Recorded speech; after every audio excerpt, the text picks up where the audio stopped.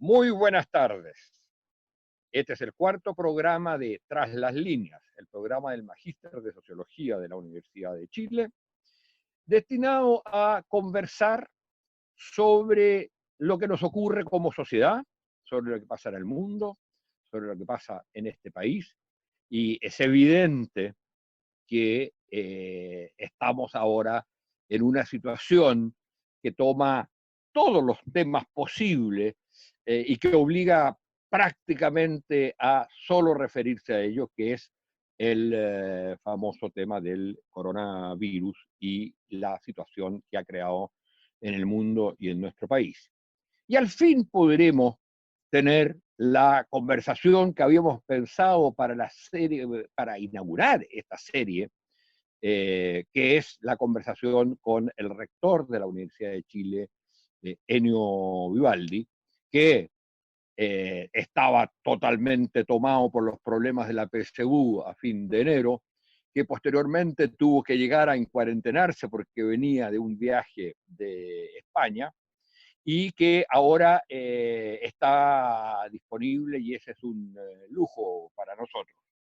La verdad es que es muy difícil abordar el tema en el tiempo que tenemos en todas sus complejidades.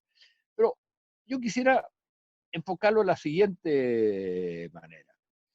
Mi impresión, y eso es todo discutible por supuesto, es que hemos vivido, en el mundo se ha vivido en el último 100 años, tres grandes crisis, hay muchas más, pero tres grandes crisis que abarcan al conjunto de la humanidad. Una fue una crisis de carácter económico, la del 29-31, de la Gran Depresión. La otra fue la Segunda Guerra Mundial. La tercera, yo diría, es esta que estamos viviendo. La primera llevó a una transformación de las economías mundiales y a la creación del estado de bienestar. La segunda, la crisis de la Segunda Guerra Mundial, llevó a cambiar las relaciones en el orden mundial y yo diría una de las grandes creaciones de la humanidad, que fue las Naciones Unidas, como forma precaria de gobierno mundial, bastante precaria, y con el establecimiento de la Carta Universal de los Derechos Humanos. La tercera es sanitaria. Se habla, a mi juicio, en forma equivocada, de que estamos en una guerra contra un virus. Las guerras no son contra un virus, las guerras son entre seres humanos. Y si los seres humanos somos los portadores del virus, si hablamos de esto como una guerra, estaríamos diciendo que se trata de una guerra contra los seres humanos. Lo cierto es que estamos en una guerra entre lo humano, o una lucha entre lo humano y lo no humano. Y entonces la pregunta es, en esta crisis, en esta pandemia, en esta crisis que afecta a todo el mundo y que de alguna manera marca un antes y un después, la pregunta es esa. ¿Hay un antes y un después? ¿Podrá seguir viviendo la humanidad de la manera como hemos vivido ahora? ¿O es posible que simplemente hagamos una paréntesis, que este sea un trágico paréntesis y que luego de un tiempo, por supuesto, muchos más pobres, quizás con mucho mayor desigualdad, sigamos volviendo a la normalidad? ¿O va a cambiar algo en la forma de organizarse la humanidad, los países y los seres humanos? Esa es mi primera pregunta, señor rector, y muy bienvenido a este programa. Oye, muchísimas gracias, ¿eh? Muchísimas gracias. Seguía con mucho interés tus palabras introductorias y verdaderamente, bueno, los felicito por el programa y creo que este es un momento muy, muy importante y me alegro mucho de tener esta oportunidad de conversar contigo. ¿Ya? A ver, yo creo que, por supuesto, no vamos a volver al mismo mundo en que estamos, ¿ya? Creo que van a haber cambios, pero yo creo que antes quizás de enfatizar cosas totalmente distintas que van a ocurrir a partir de esto, esto nos obliga a reconsiderar conceptos que estuvieron en el debate y que fueron discutidos y a los cuales se llegó mal que mal a conclusiones que hoy día se demuestran erradas. Y la primera, que creo que es muy atingente precisamente a la sociología como ciencia y como disciplina, es que está sobre, este sobreénfasis en el individuo como agente de la historia y como agente de las interacciones, se demuestra totalmente falso, porque hoy día más que nunca, y esto no es ninguna discusión nueva lo que estoy diciendo, no es ninguna discusión que se inaugura o se estrena ahora, es una discusión que ha estado presente por mucho tiempo, pero hoy día creo que la evidencia se hace incontrovertible de que los seres humanos interactuamos en un nivel que es la sociedad, que es un nivel que definitivamente, obviamente, no es reducible a los individuos, no es verdad simplemente que el hecho que cada uno tiene que pensar por sí, para sí, y gracias a eso, en la medida en que todos pensemos por sí, para sí, en forma aislada, vamos a tener un conjunto de interacciones mejor. Por el contrario, esto revela que hay un plano de interacción, que hay un nivel de interacción que es el nivel societal, y esa idea no tiene pero de novedoso nada, porque ha estado presente en la razón de ser de nuestra universidad en primer lugar. La universidad, digamos, que está pensada y hecha para Chile y que se entiende que son estas relaciones, la educación, la salud, el ámbito de lo público. Y yo creo que uno de los grandes temas, termino con esto porque me interesa más la interacción contigo que ya hablar yo para hacerte plato, entonces no quiero extenderme mucho, pero yo creo que uno de los grandes temas es que llamémoslo una alternativa, como quiera llamarlo, o una opción que era entre lo público y lo privado, que en este país fue tan netamente definida como lo privado y con un carácter absolutamente peyorativo muchas veces a lo público, si bien en el plano de educación superior sigue siendo nuestra universidad una universidad pública, la que se mantiene como lejos la más importante de Chile, pero también con los mejores rankings, etcétera. Pero con pocas excepciones, en general había una actitud muy peyorativa hacia lo público. Hoy día eso se reconsidera porque se entiende que la suerte de cada individuo no depende ni con mucho de lo que él haga por sí mismo, sino que depende de una serie de condiciones que escapan por mucho a su condición de individuo y que tienen que ver con esto. Y termino con dos ejemplos obvios. El tener un país, un pueblo mejor educado nos favorece a todos. Una buena educación pública no es el tema de darle una mejor educación al niñito pobre que no puede pagar su colegio privado, es que el país es el mejor país en la medida en que tenemos un espacio de educación público. Y hoy día, ¿para qué hablar la salud?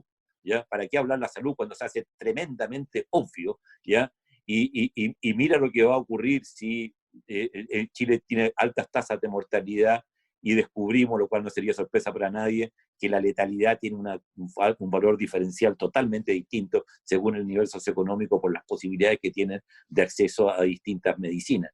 ¿Ya? Entonces, esa revalorización de lo público, al margen de las nuevas ideas que van a surgir y que tenemos que estar muy preocupados de cómo manejar este nuevo contexto, pero yo creo que este dilema público-privado nunca pudo haber sido en forma más enfática demostrado y zanjado que con esta trágica experiencia que estamos viviendo, la revaloración de lo público. Enio, hay una cosa, rector, hay una cosa que me parece fundamental. No puedo estar más de acuerdo contigo, sobre todo pensando en, y hay que decir las cosas, como son la columna de ayer de Carlos Peña, que dice exactamente lo contrario, que lo que dice es que es una tontera, o sea, lo que estarías diciendo tú y yo son tonteras. Pensar que en el mundo que hemos vivido, en el mundo neoliberal, de énfasis y sobreénfasis en la mercantilización y en el individuo, que se realiza fundamentalmente en el mercado, ¿ah? Esa es la mejor defensa que tenemos contra la situación actual, porque precisamente lo que se trata cuando se le pide al individuo que se aísle es de alguna manera que lo que tiene que hacer es solo pensar en sí mismo y la tendencia del individuo es aislarse. Es decir, yo creo que aquí hay un debate muy de fondo respecto al modo de organización de la sociedad por una razón, precisamente por el dilema que tú planteas. Lo que dice su columna, Carlos Peña, es que esto es el triunfo del individualismo contra el colectivismo, contra la tribu. Y yo creo que lo que le faltaba a esta humanidad y lo que nos faltaba a nosotros como país era pensarnos como colectivo, no como suma de individuos, sino precisamente como colectivo. Y cuando yo me aíslo, hay dos cosas.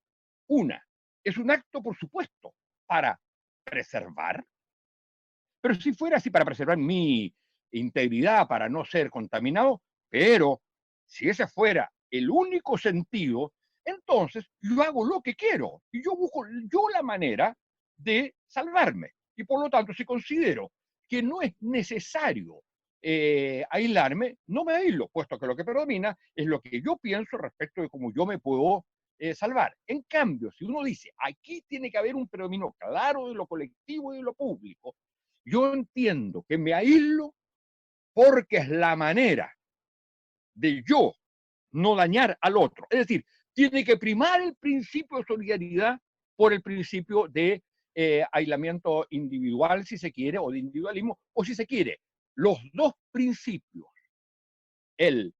la preservación de la individualidad y la solidaridad, supone la destrucción, a mi juicio, fundamentalmente, de un principio que es el que ha estado presente permanentemente, que es el individualismo egoísta.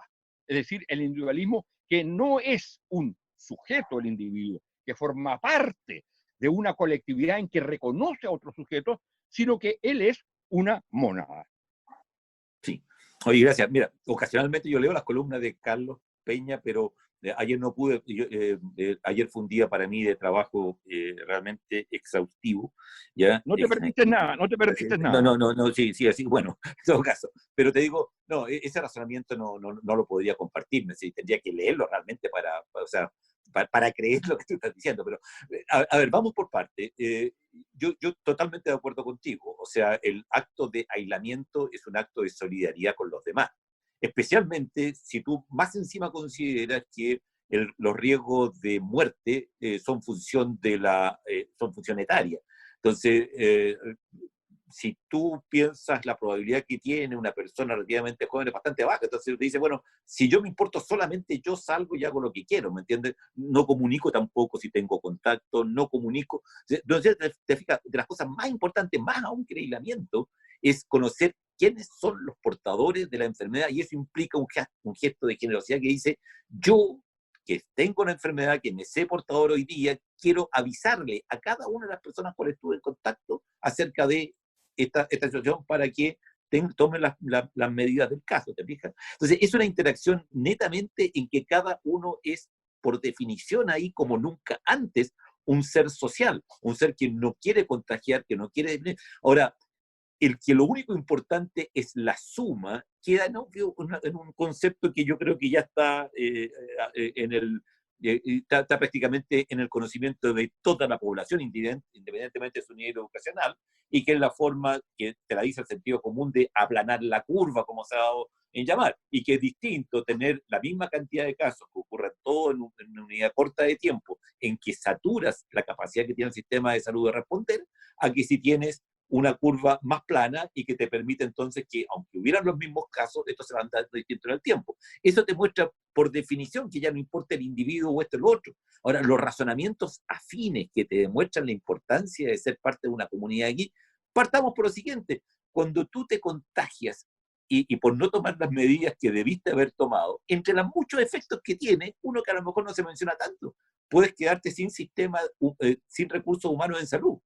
Pudiera ser que al final terminamos acudiendo a los servicios médicos con la probabilidad, por baja o alta que sea, de contagiar a personas de salud, y uno de los desastres que puede ocurrir acá es precisamente que todo nuestro personal de salud termine en cuarentena y no tengamos quien nos atienda cuando llegamos a los hospitales. Fíjate, entonces, todas esas dimensiones se dan en un nivel que no tiene absolutamente nada que ver con esto. Y por último, tú puedes leer hoy día en todos los análisis de los economistas, ya el trade-off que hay entre atenuar el impacto económico y aumentar el número de muertes, que, bueno, yo soy médico, así que para mí eso es como increíble que siquiera alguien se atreva a decirlo, pero tú lo estás viendo hoy día casi, yo diría, impúdicamente decir, mire, si tomamos tantas medidas nos van a costar tantos más muertos, pero vamos a tener en tanto la cuestión económica. Y eso nos lleva a otro gran tema, ¿ya? Que yo creo perdón, termino con esto nomás. Yo espero, perdón, Manuel Antonio, espero que de las cosas valoremos una vez más la humanidad, la arte y pensamos para qué queremos la vida, porque eso es una cosa que suele ocurrir en una reflexión muy humana cuando te enfrentas con la muerte y la posibilidad ya de perder seres queridos. Perdona, Manuel Antonio, adelante tú. No, es que era porque tenemos que hacer una pausa. Se trata, según he leído en algunos autores y según he estado reflexionando, se trata quizás de pasar de la civilización industrial y de la modernidad del sujeto individual a una civilización del cuidado, donde lo que importa fundamentalmente es la preservación de los colectivos de la humanidad, que por supuesto tienen una enorme diversidad que está formada por los individuos. Vamos a una pausa. Continuamos nuestro programa Tras las Líneas, conversación hoy día con el rector de la Universidad de Chile, Enio Vivaldi. Si uno vuelve ahora a la situación nacional, y este programa, sus 4 programas da testimonio de eso, 2 fueron dedicados al estallido y 2, estos 2 últimos, a la situación del coronavirus. Se nos han juntado 2 grandes crisis. La crisis del estallido, que también se presenta no solo como una crisis, sino como una gran esperanza, transformación de la sociedad, por aquello que no se había transformado en estos años y que obliga a responder al clamor contra el abuso y las desigualdades, esa crisis y esa que despierta esa esperanza con la crisis del coronavirus. Y hay una cosa que yo creo que es importante, o la catástrofe del coronavirus, que es importante señalar.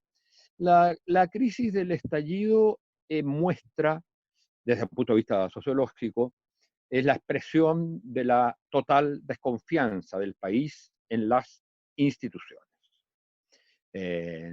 Y no la palabra incluso desconfianza a mí nunca me ha parecido la palabra adecuada, sino el rechazo a las instituciones, el no querer contar con eso.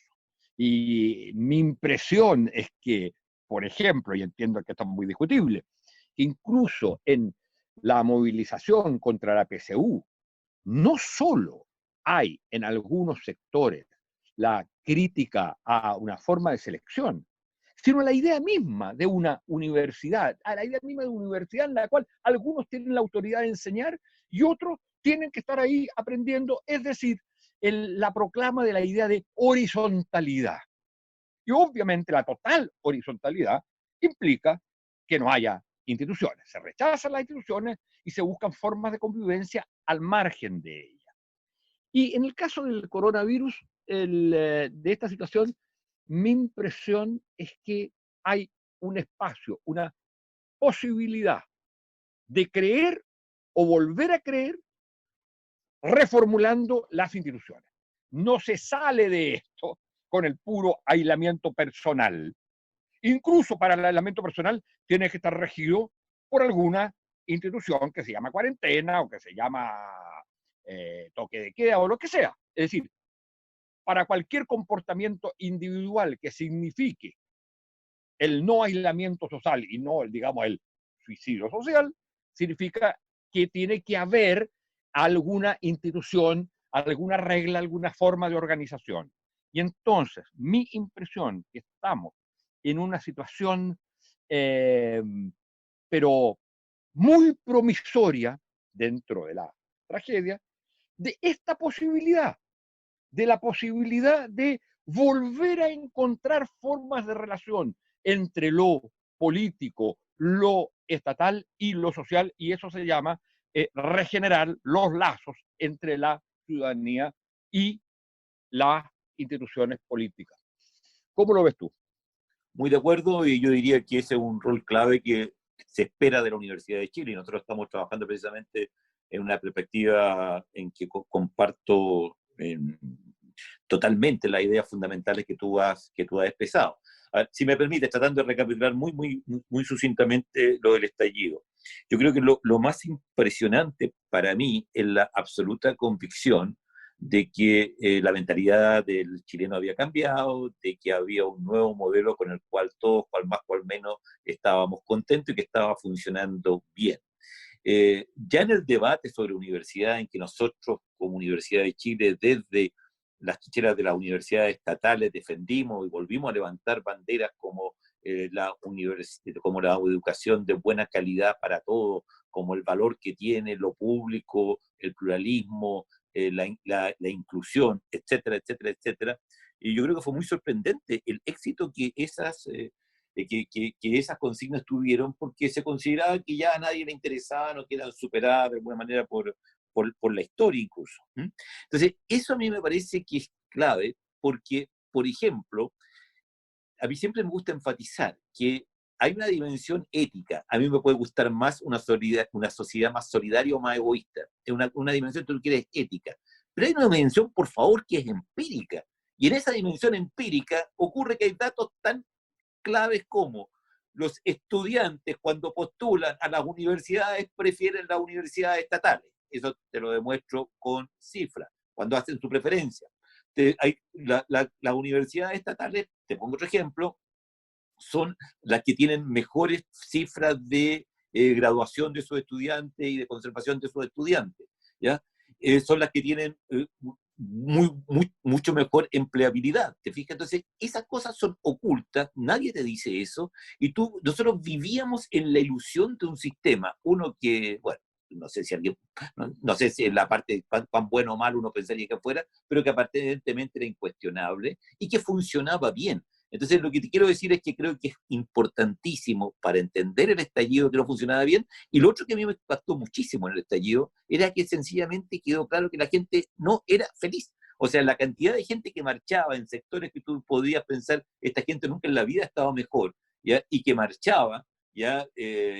Protestando contra el sistema, demuestra que hay cosas muy fundamentales en lo humano, que el sistema que habíamos vivido en Chile por todo este tiempo no era capaz de responder a esas demandas. Y eso a mí me parece que son cuestiones claves con el estallido. Lo otro que tú señalas es igualmente importante, que tú no puedes construir las cosas desde una desagregación de la sociedad y que necesariamente lo que tiene es que crear condiciones para las cuales de nuevo los seres humanos, llámale democracia, llámale como quieras, pero de nuevo los seres humanos pudiéramos nosotros establecerlo del modelo. A mí eso me parece clave.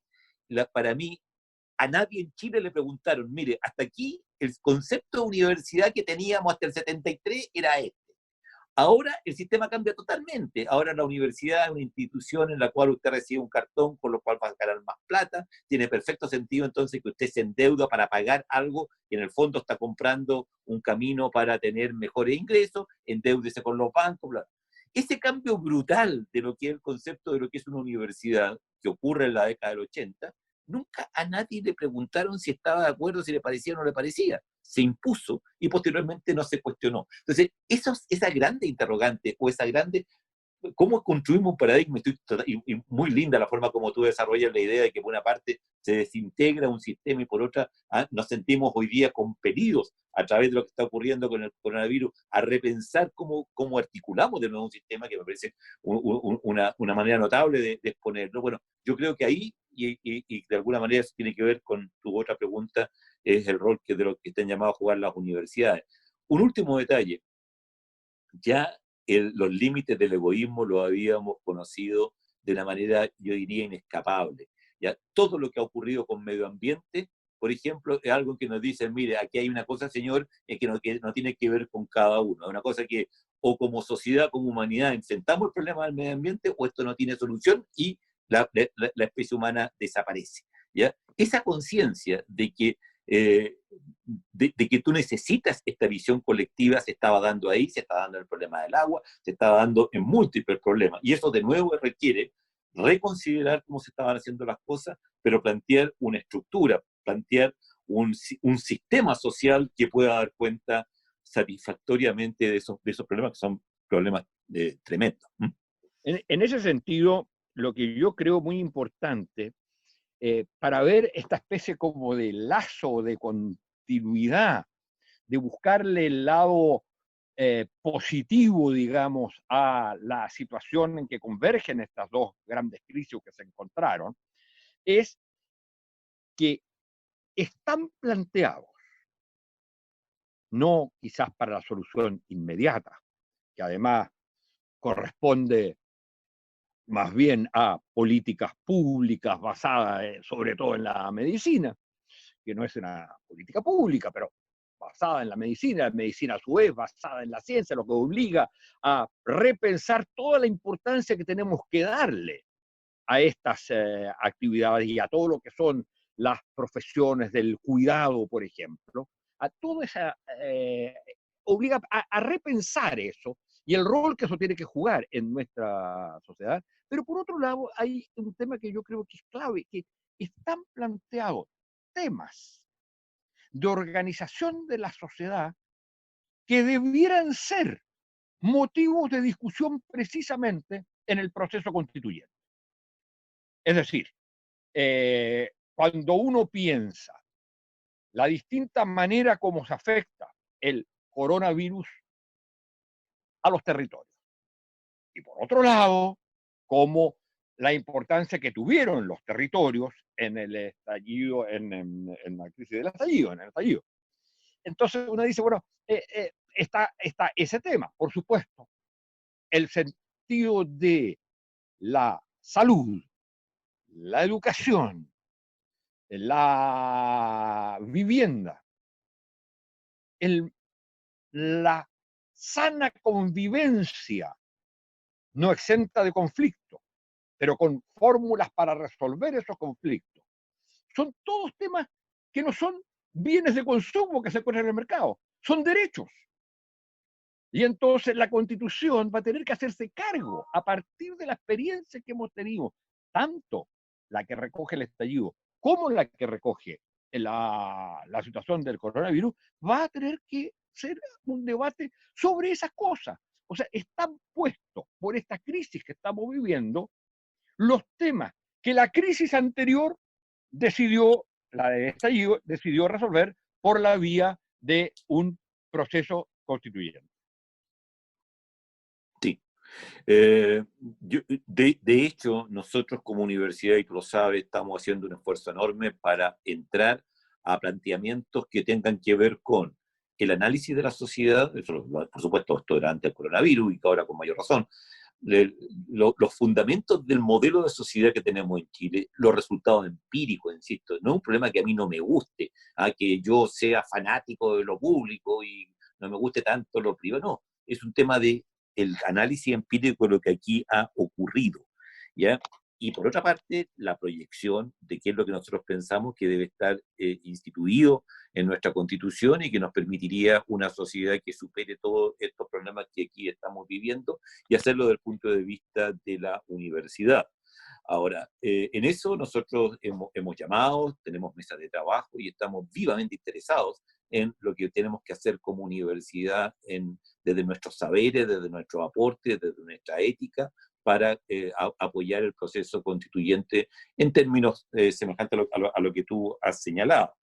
En el trabajo mismo de la universidad hoy día yo destacaría tres aspectos de lo que estamos haciendo. Uno yo lo llamaría biomédico y psicosocial, y es como universidad creo que hemos hecho aportes importantes que van desde la toma de muestras, el laboratorio, todo lo que está haciendo nuestro hospital, nuestra presencia, ojo, en los hospitales del Gran Santiago, que es clave, en los campos clínicos que la universidad tiene, y hemos estado muy, muy presentes como universidad en todos los temas biomédicos, en educación médica, en educación de salud mental, etc.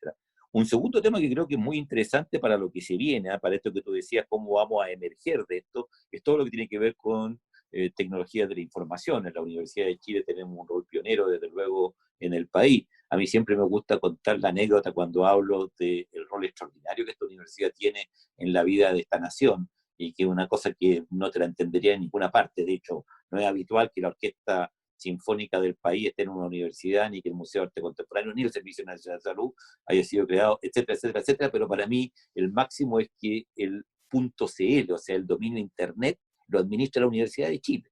Entonces, los aportes que nosotros hemos hecho, el trabajo que hemos hecho para precisamente permitir que se trabaje a distancia, que sin duda va a tener un efecto a futuro no sabemos cuál va a ser el efecto, pero sin duda que va a ser enorme, ¿verdad? Cómo vamos a haber desarrollado esta tecnología y va a estar presente desde luego en el futuro próximo. Y lo tercero, que es muy atingente a lo que tú estabas hablando, ¿ya? Nos interesa como otro gran campo de acción de la Universidad de Chile el preocuparnos de la recuperación económica y el replanteamiento de la economía del país, que este es el momento literalmente de hacerlo. Todos los países están preocupados de eso, cómo van a salir de esta crisis una vez que estén acá. Por lo tanto, yo creo que esto es una cosa que hay que mirarla sin miedo, que hay que mirarla con mucha entereza, que por sobre todo tenemos que entrar también. Y permíteme tocar otro tema que yo creo que me gustaría conversarlo contigo. Nosotros hemos tenido recién, en todo este rato, una conversación en la cual ninguno se insultó al otro, somos bastante coincidentes a los puntos de vista por lo demás, pero no ha habido agresión, no ha habido pelea, no ha habido descalificación. Y eso también tenemos que entenderlo, que para mí por lo menos, esa forma de manejar la opinión pública es absoluta e inherentemente neoliberal. Es que cada individuo se preocupa de sí, descalifica al otro, lo ridiculiza, lo insulta, ¿ya? Lo saca de circulación para imponer el punto de vista de uno. Y mucho del debate se basa en eso, en invitar a descalificación, etc. Entonces, esto que estamos haciendo, yo creo que lo bueno es que creo que hemos propuesto ideas al auditor, ya lo hemos hecho pensar en algunas cosas, pero sin que eso necesite para nada la descalificación, la confrontación. Un poco eso entendemos nosotros por el pluralismo también. O sea, nosotros, por lo que se ve acá, es obvio que tenemos mucho en común en las ideas que sostenemos, pero si tuviéramos ideas radicalmente distintas, también lo podríamos hacer en un ámbito en el cual se haga en forma constructiva, sin descalificaciones, sin insultos. ¿Ya? Y creo que eso tiene que cambiar mucho en nuestro país. Tenemos que volver a tener una idea de que somos todos seres humanos igualmente respetables y que la forma, yo creo que a mí me gustaría pensar que este programa que estamos haciendo, además de los contenidos, ha tenido también una forma respetuosa. eh, eh, Hemos intentado que sea desde luego intelectualmente elegante, pero por sobre todo que uno puede conversar y debatir pensando sobre todo en lo que se nos viene, de hacer una nueva constitución de una manera, llamémosla, humana. ¿Mm?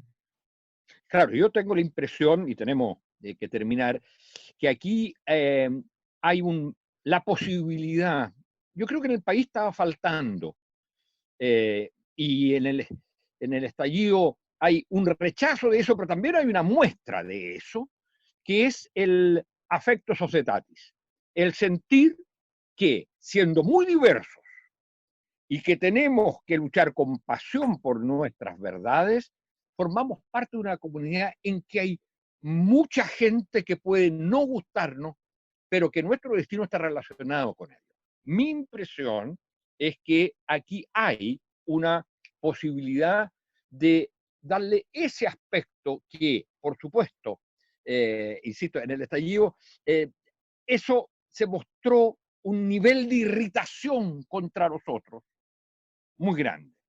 Es probable, y eso tiene todas sus justificaciones y tiene sus explicaciones. Sin embargo, con eso no se puede construir una sociedad. Y entonces lo que aporta esta crisis es el entender que somos todos necesarios y que aquel que me era absolutamente inaceptable por su pasado, por lo que hizo en el pasado, hoy día tengo que también pensar en cómo construyo con él el futuro. Muchas gracias, Enio. Muchas gracias a ustedes, señoras y señores auditores y auditoras. Para la próxima con el programa Tras las Líneas. Muchas gracias, Manuel Antonio. Gracias a usted, rector.